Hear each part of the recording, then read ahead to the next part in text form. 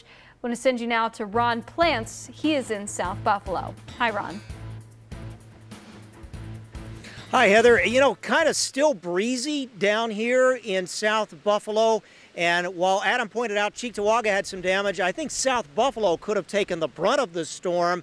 You pointed out a lot of trees that were down because of the wind, but in this case, I think the tree right behind us here, the charring, this one may have been hit by lightning, believe it or not. We did see city crews out doing cleanup and a lot of folks out assessing the damage and just shaking their head.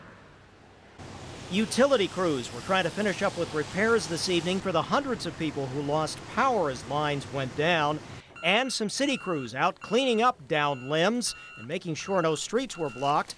But there were repairs of another sort, some patching of ripped-off siding for the Remolino Street home of Mark Ruff, who saw the storm hit and then saw the impact on his home, a neighboring home, and this car in the driveway. So I was helping a neighbor load up some groceries, and 15 minutes, I heard cracking off at the distance. In 20 minutes, I went to a neighbor's house and told him to put the windows down. The tree, I never saw trees bend like that before.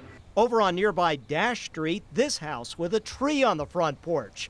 A neighbor who wasn't home at the time, but not believing what he saw later. I came home and I got out of my car and I was like, oh my God, like this is just insane. I guess lightning hit that. That's what that's from right there. Oh. So other than that, that's all that we had, so kind of lucky, but I thought this was going to come down because it's leaning. Further down the street on Dash, another indication of the force of the storm. Arlen Vinters says his girlfriend ran into a closet with her dog as she saw the storm approach. He came home to find roof and window damage. I got shingles hanging here from my window and inside my screen.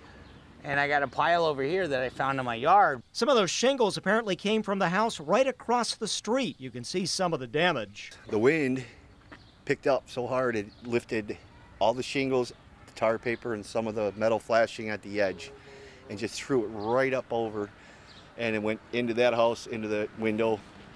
Some of it's still stuck in there. I tried knocking on his door a couple times, and I couldn't get him until. Okay.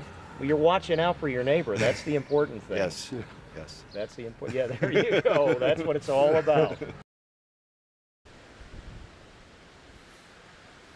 And again, I would have to say that the most important thing really is the fact that we're not aware of any major injuries from all this storm damage. Now, as you pointed out, about 1,900 people still without power, mostly in the Buffalo area.